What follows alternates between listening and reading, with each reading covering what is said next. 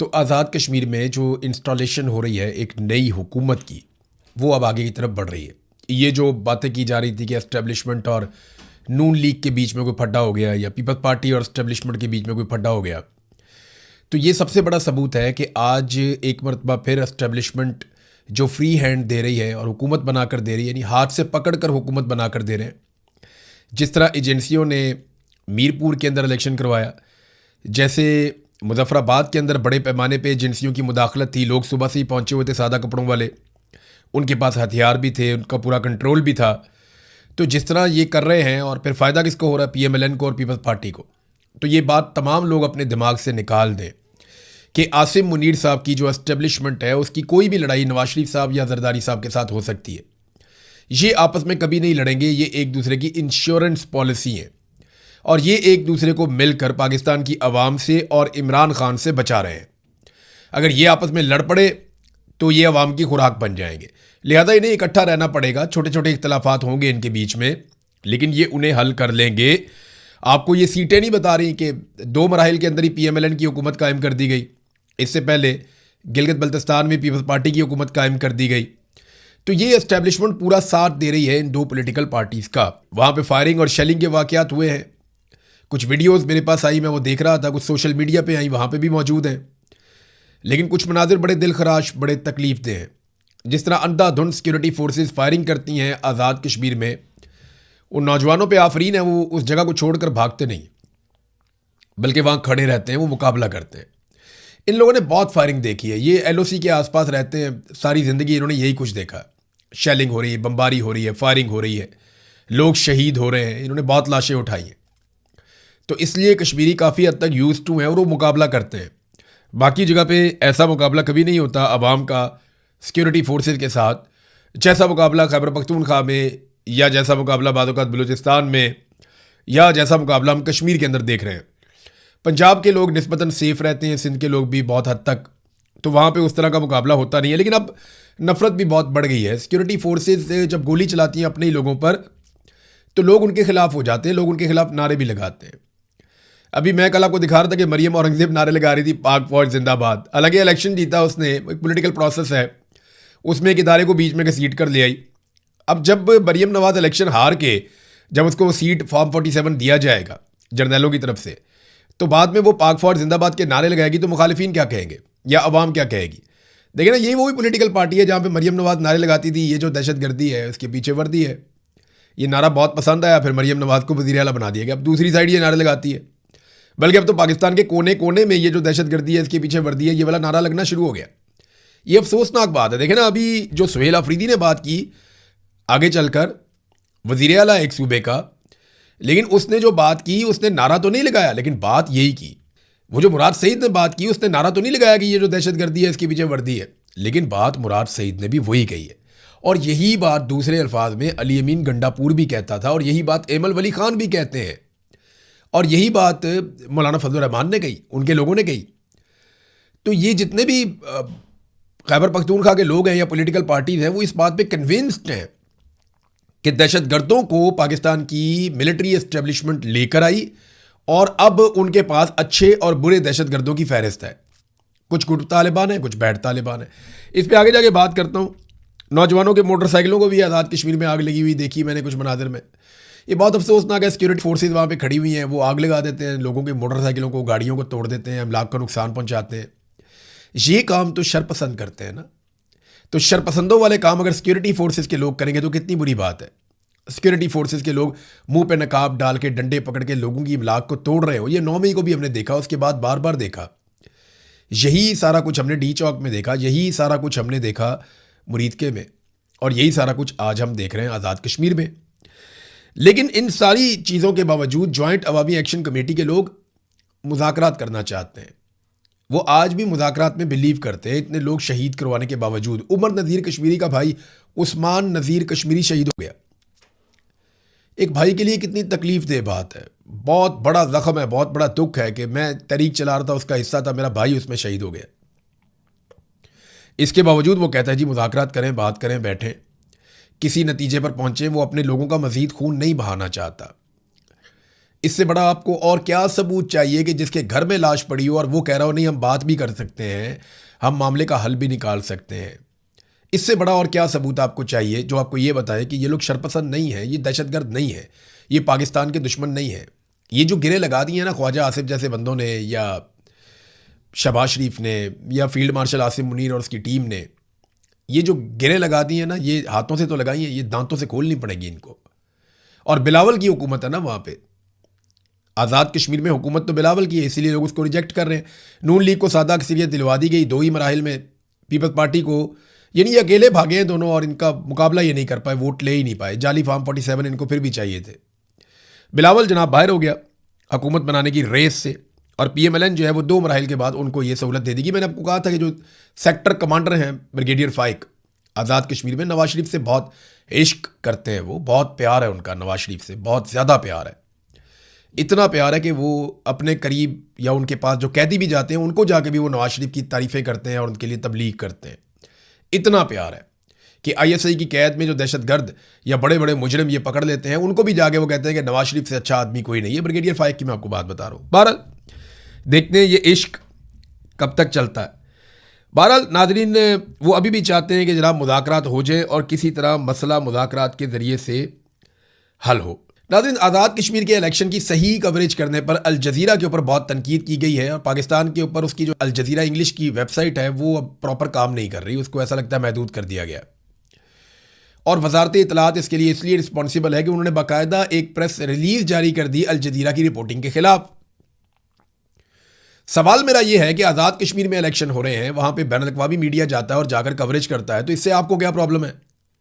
और वो अगर अपनी रिपोर्टिंग करता है तो इससे आपको क्या प्रॉब्लम है? देखिए, बाइस्ड रिपोर्टिंग होती है, बाज़ औक़ात मीडिया करता है, वो प्लानिंग करके आता है, जैसे कि तालिबान के खिलाफ की गई अफ़गानिस्तान में, या अफ़गान गवर्नमेंट के खिलाफ भी की गई, बाज़ औक़ात ईरान के खिलाफ की गई, बाज़ औक़ात फ़लस्तीन या गाज़ा के खिलाफ की गई, बाज़ औक़ात डोनाल्ड ट्रंप के खिलाफ भी हुई, वो भी शिकवा करता है। तो ये होती है, बैनुल-अक़वामी सतह पे ये गेम खेले जाते हैं, लेकिन ऐसे डील नहीं किया जाता इन चीज़ों को। आप ये देखें ना कि यहाँ पे वो वेबसाइट ही बंद करने की कोशिश कर रहे हैं। उसके अलावा एक और पाबंदी लगा दी जनाब कि आप लाहौर, कराची और इस्लामाबाद से बाहर जाएंगे तो आप बता के जाएंगे।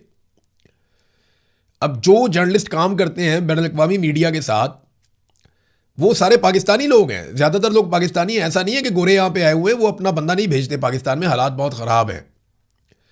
उन्हें पता है हमारा बंदा आइडेंटिफाई हो जाएगा, कोई उठा लेगा, मार देगा। तो पाकिस्तानी वहाँ पे काम कर रहे हैं बैनुल-अक़वामी मीडिया चेन्स के लिए। अब उनके ऊपर भी नई तरह की पाबंदियाँ लगाई जा रही हैं। इससे पहले नाज़रीन मैं आगे बढ़ूँ बाकी खबरों की तरफ, मैंने आपसे पहले भी कहा था, मैं दोबारा वही चीज़ आपके सामने दोहरा रहा हूँ कि अगर आप ओवरसीज़ पाकिस्तानी हैं और आप पाकिस्तान में पैसे भेजना चाहते हैं तो एक एप्लीकेशन मैंने आपको बताई थी, टैप टैप सेंड। आप इस एप्लीकेशन को इस्तेमाल कर सकते हैं, काफ़ी लोगों ने इस्तेमाल किया भी है इसको। और इसमें अगर आप बरतानिया में रहते हैं, UAE में रहते हैं, कनाडा में, यूरोप में, ऑस्ट्रेलिया में, अमेरिका में, अगर इन ममालिक में आप रहते हैं तो आप पैसा इस टैप टैप सेंड के ज़रिए पाकिस्तान में भिजवा सकते हैं। ये पैसा ईजी पैसा या जायज़ कैश के जो अकाउंट्स हैं उनके अंदर भी आप भेज सकते हैं इन ममालिक से पैसा। फ़ायदा आपको ये हो जाएगा कि ये तेज़ रफ्तारी से पैसा आएगा, एक्सचेंज रेट जो है वो आपको अच्छा मिल जाएगा और पैसा आपका महफूज भी रहेगा। और अगर आप मेरा प्रोमो कोड इस्तेमाल करेंगे जो कि IRK है, ये आपसे पूछेगा कोई प्रोमो कोड है आपका, तो IRK अगर आप डाल देंगे तो आपको एक बोनस भी मिल जाएगा।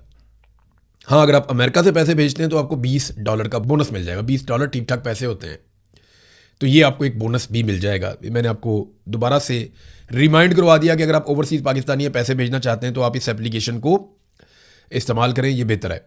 नाज़रीन, आज वज़ीरिस्तान में धमाका हो गया। कभी हंगू में दहशतगर्दी होती है, कभी पेशावर में दहशतगर्दी होती है, कभी कबल में दहशतगर्दी होती है, कभी किसी और एरिया में दहशतगर्दी होती है। लगातार दहशतगर्दी के वाक़यात खैबर पख्तूनख्वा में बढ़ते चले जा रहे हैं। क्यों बढ़ते चले जा रहे हैं इसके बारे में खुलकर कोई बात नहीं कर रहा, लेकिन मुराद सईद ने कहा कि जब भी कभी हम सवाल उठाते हैं तो दहशतगर्दी बहुत तेज़ी से बढ़ जाती है और हमारे इलाकों में मारकुटाई शुरू हो जाती है।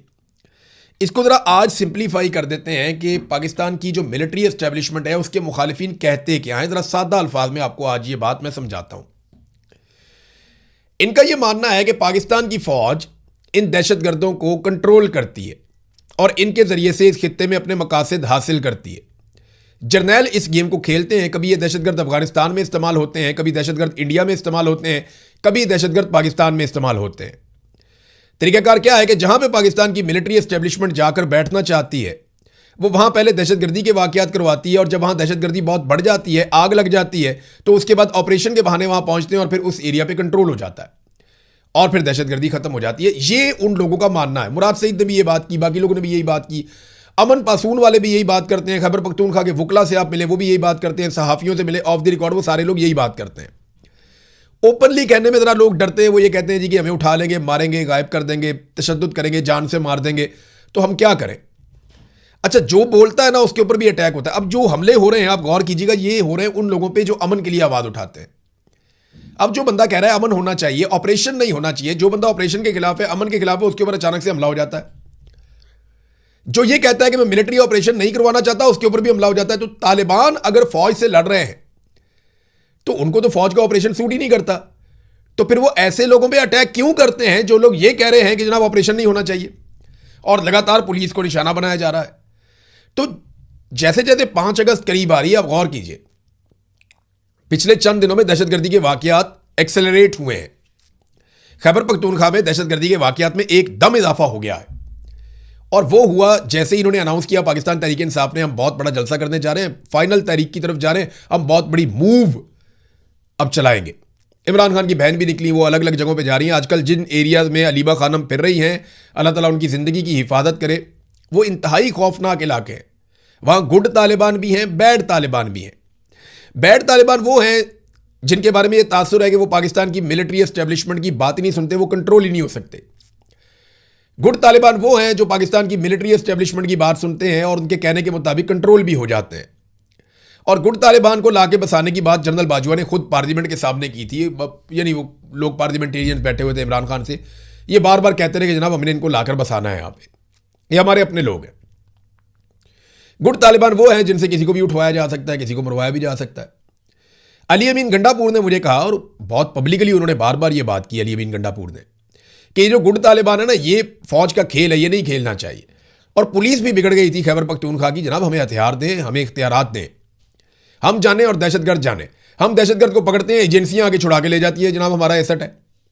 यानी एक बंदे को पकड़ा बम के साथ, बंदूक के साथ, दहशतगर्दी वो कर रहा था, वो जुल्म कर रहा था, उसको पकड़ लिया पुलिस ने, बड़ी मेहनत के साथ पुलिस पकड़ती है, वो एजेंसियां आगे छुड़वा के ले जाती है, हमारा आदमी है। तो गुड तालिबान ये है।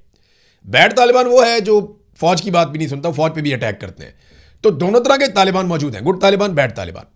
अब सुहेल अफरीदी ने कहा क्या, जरा ये आप सुने। उन्होंने कहा जी मैं पॉलिसी साजों को कहता हूं कि आप अपनी पॉलिसी के असरात का अंदाजा आपको नहीं होता। बंद कमरों में कोई पॉलिसी खैबर पख्तूनख्वा में नहीं चलेगी। आप अपने बच्चों के बारे में सोचें कि तीरा के बच्चे सर्दी के अंदर कैंपों में पड़े हुए हैं, आपके बच्चे वहां पर रह सकते हैं, आप रह सकते हैं, तो आपने हमें बहुत तकलीफ दी है। पॉलिसी वही चलेगी जो खैबर पख्तूनख्वा की अवामी हुकूमत बनाएगी। मैं आपको पॉलिसी के साथ गारंटी देता हूं कि अगर 100 दिन के अंदर खैबर पख्तूनख्वा में अमन आ जाएगा, अगर आप मेरी पॉलिसी चलने दें। ये बात की सुहेल अफरीदी ने कि डंडे की पॉलिसी खाली नहीं चलेगी, ये गुड तालिबान बैड तालिबान वाला खेल नहीं चलेगा। आप हमें मौका दें, मुझे मेरी पॉलिसी इंप्लीमेंट करने दें, मुदाखलत ना करें, 100 दिन के अंदर खैबर पख्तूनख्वा में अमन आ जाएगा। फिर उन्होंने कहा मुसलसल इन लोगों को छोड़ा जा रहा है। इसके दो मतलब हैं, एक तो इनको छोड़ दिया खुला कि जो मर्जी करें, दूसरा यह है कि इनको बाकायदा भिजवाया जा रहा है कि ये कार्रवाइयां डालो, जानबूझकर छोड़ा जा रहा है। स्वात में जो हुआ, बुनेर में कुछ होने जा रहा है, हंगू में वाकया किसकी गफलत की वजह से हुआ, दीर का वाकया हुआ, पुलिस इनको बुला रही थी सिक्योरिटी फोर्सेस को कि आओ आके हमारी मदद करो उस वक्त, लेकिन कोई नहीं आया, वो नहीं आए। यही बात तो हुई वहां पे बलूचिस्तान में भी कि जब पुलिस के ऊपर अटैक आया, पुलिस को मदद चाहिए थी, पीछे से उन्होंने फौज को बुलाया, फौज आई नहीं। वो बहुत करीब थे लेकिन वो नहीं आए, सारी रात वो लड़ते रहे, सारे शहीद हो गए, बाकियों को उठा के ले गए, पहाड़ों पर मार के लाशें फेंक दी, फौज नहीं आई। यही बात जो है वो यहां पे भी कह रहे हैं। वजीर आला कह रहा है एक सूबे का अमन के लिए किसी पॉलिसी से बगावत करनी पड़ी तो मैं करूंगा। फिर उन्होंने कहा जी मेरी अपनी पॉलिसी है, मैं वो पॉलिसी आपको बता रहा हूं, उसके मुताबिक आप चीजों को ठीक होने दें। मुराद सईद ने भी यही बात की थी कि जो लोग अमन की बात करते हैं उनके ऊपर हमले शुरू हो जाते हैं, ऐसा क्यों होता है। नाजरीन, एक लड़ाई और भी चल रही थी, आपको याद होगा, मोहसिन नकवी, उनकी कंपनी PMLN, पीपल्स पार्टी, कोई, मैंने आपको पहले भी बताया कि ऐसी कोई लड़ाई नहीं है।